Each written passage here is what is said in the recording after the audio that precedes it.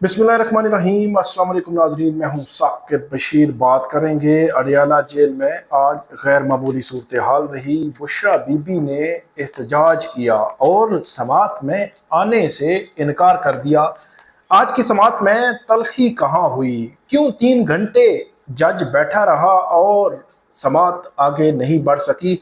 आज की अडियाला जेल के अंदर और बाहर की कार्रवाई और इमरान खान का एक बड़ा ऐलान सामने आया है, उसके असरात क्या होंगे। इमरान खान ने एक बड़ी तहरीक का ऐलान किया है और क्यों उनको तहरीक का ऐलान करना पड़ा, और सबसे अहम बात यह है कि पहले वो बाहर बैठी लीडरशिप पे ये सारा कुछ जो वो डालते थे और अब उन्होंने खुद फैसला किया है कि जेल के अंदर बैठकर इस एहतजाज को लीड करेंगे। एक तो हम इस पे बात करेंगे, दूसरा हमारा मौजू होगा मिलिट्री कोर्ट्स केस में एक नई जहत ने जन्म लिया है। उस पर बात करनी है कि क्या होगा।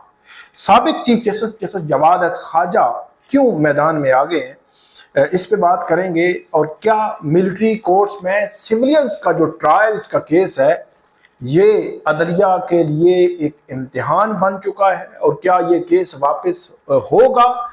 सिविलियंस के ट्रायल्स मिलिट्री कोर्ट्स में कलअदम होंगे या नहीं होंगे, इस पे हम बात करेंगे।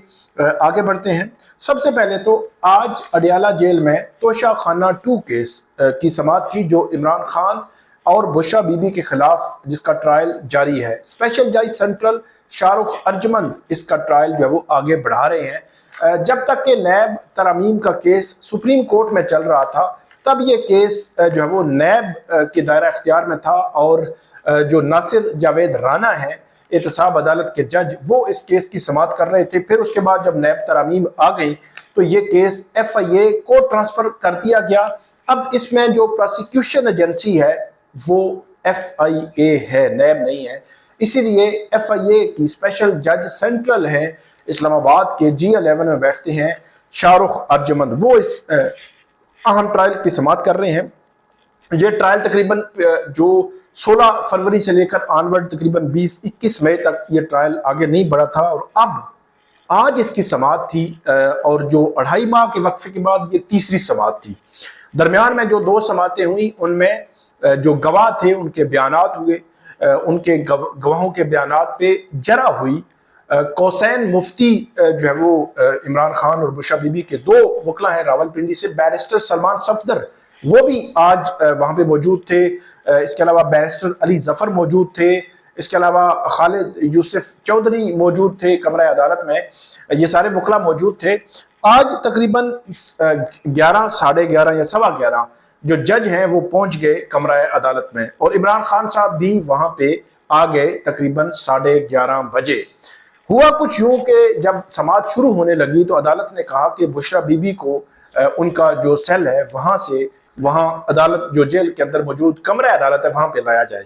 वो हुकाम जो है वो वहां पे गए तो बुशरा बीबी की जानिब से पैगाम अदालत को पहुंचाया गया कि वो ये कह रही हैं कि इमरान खान साहब से उनकी मंगल के दिन अदालती हुक्म के मुताबिक जो है वो मुलाकात होती है।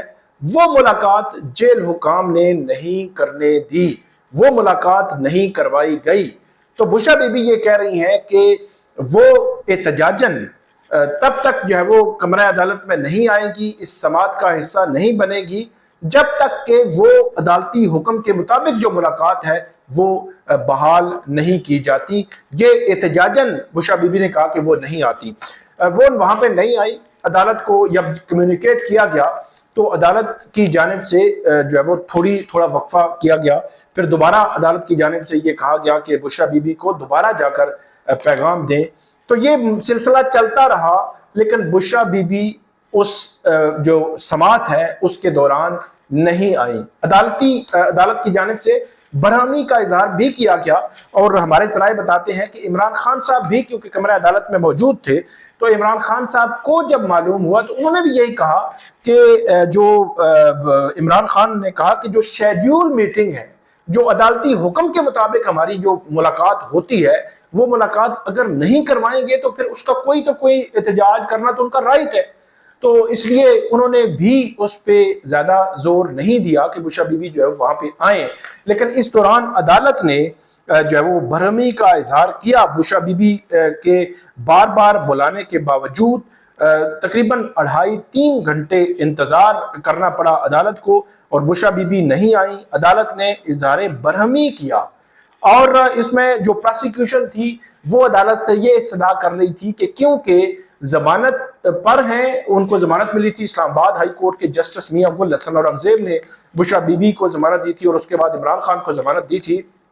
تو اس میں جو پروسیکیوشن تھی، پروسیکیوٹر تھی ذوالفقار عباس نقوی، وہ عدالت کو یہ کہہ رہے تھے کہ بشرا بی بی کی ضمانت منسوخ کی جائے. اور وہ پھر ایک مرحلے پہ انہوں نے یہ بھی کہا کہ بشرا بی بی کی ضمانت، جب بشرا بی بی کی موجودگی کے بغیر ہی آپ ٹرائل جو ہے وہ آگے بڑھائیں اور ٹرائل کو چلائیں اور اس میں جو گواہ ہیں وہ ان کے بیان ریکارڈ کریں اور اس پہ جرا جو ہے وہ آگے ہم بڑھاتے ہیں. لیکن عدالت کی جانب سے ایک طرف برہمی کا اظہار کیا گیا کہ وہ کیوں نہیں آئی، پھر یہ کہا گیا کہ ایک موقع ہم اور دے رہے ہیں، اگر بشرا بی بی آئندہ سماعت پر نہیں آتی تو بشرا بی بی کی ضمانت منسوخ کی جا سکتی ہے. اور عدالت کی جانب سے تنبیہ کی گئی ہے. اب دیکھنا یہ ہے کیونکہ ریٹن آرڈر بھی وہاں پہ لکھوایا گیا ہے، ریٹن آرڈر جب آئے گا تو اس ریٹن آرڈر میں کلیرٹی ہوگی کہ عدالت نے کیا تنبیہ کی ہے بشرا بی بی کو کہ اگر آپ نہیں آئیں گی تو اس توشہ خانہ 2 کیس میں بھی آپ کی ضمانت جو ہے وہ منسوخ ہو سکتی ہے. تو یہ معاملہ ہے اور آج کی جو حاضری تھی اس پر عدالت نے جو ان کی استثناء اس کو کہیں یا آج عدم حاضری کی بنیاد پر سماعت جو ہے وہ عدالت نے ملتوی کر دی اور اس کے بعد عدالت جو ہے وہ اب آئندہ سماعت پر دیکھے گی کہ بشرا بی بی آتی ہیں یا نہیں آتی. لیکن اس دوران وہاں پہ بیرسٹر علی ظفر بھی موجود تھے جن کو عمران خان نے انسٹرکشنز دی. عمران خان نے جو بتایا وہ علی ظفر نے بھی بعد میں بات کی باہر آ کر، لیکن وہاں پہ جو میڈیا تھا کمرہ عدالت میں اس سے بھی عمران خان صاحب مخاطب ہوئے اور عمران خان نے میڈیا کو بھی مخاطب کر کے یہی کہا کہ وہ اب اس معاملے میں خود احتجاجی تحریک کو لیڈ کریں گے، جیل سے لیڈ کریں گے اور وہ خود پلاننگ کریں گے. اور اس حوالے سے بیرسٹر علی ظفر نے بھی بات کی کہ ان کو عمران خان نے انسٹرکشنز کیا دی ہیں. نمبر 1 کہ احتجاجی تحریک ہوگی، یہ ایک امپورٹنٹ معاملہ ہے کیونکہ ہم دیکھ رہے تھے اکتوبر 4 کو جو احتجاجی تحریک تھی، پھر 26 نومبر کو جو احتجاجی تحریک تھی، اس کا آؤٹ کم نہیں ہوا. ہم یہ نہیں کہتے کہ حکومت نے بہت اچھا کیا، حکومت نے بہت برا کیا اور یہ مستقبل میں آپ دیکھیں گے ساری چیزیں سامنے آ جائیں گی، لیکن اس کا آؤٹ کم نہیں تھا. اس میں پی ٹی آئی کے 26 نومبر احتجاج میں ورکرز 2-3 ہزار ورکرز جو ہے وہ گرفتار ہو گئے. ابھی ریسنٹلی 86 ورکرز جو ہے وہ رہا ہوئے ہیں پی ٹی آئی کے اور وہ ابھی جیلوں سے باہر آئے ہیں. ابھی دوبارہ تحریک جو ہے وہ شروع ہوگی. تو اس میں بیرسٹر علی ظفر نے نمبر 1 یہ کہا ہے کہ تحریک عمران خان نے کہا ہے کہ شروع ہوگی کیونکہ عدلیہ اور ایگزیکٹو ہمارے سارے راستے جو ہے وہ بند کر دیے گئے ہیں اور اس کے پیچھے وہ وجہ ظاہر سی بات ہے وہی بناتے ہوں گے کہ ہماری جو ہے وہ کیس نہیں لگ رہا. 190 ملین پاؤنڈ کیس میں ضمانت کی درخواستیں جو ہے وہ نہیں لگ رہی، فکس نہیں ہو رہی. کیوں نہیں فکس ہو رہی، اس کے پیچھے کیا وجوہات ہیں؟ اور اس کے علاوہ انہوں نے کہا ہے کہ وہ خود پلاننگ کریں گے، آئندہ سماعت پر پلاننگ بتائیں گے اور انہوں نے کہا ہے کہ پارٹی لیڈرشپ پر اعتماد ہے لیکن ان تمام کو الگ الگ جو ہے وہ ہم جو ہے وہ مختلف باتیں اور مختلف جو ہے وہ چیزیں کہیں گے کہ وہ اپنے اپنے طور پر یہ ساری چیزیں کریں گے. لیکن پی ٹی آئی کیا احتجاجی تحریک کامیاب کر پائے گی، یہ بڑا سوال ہے.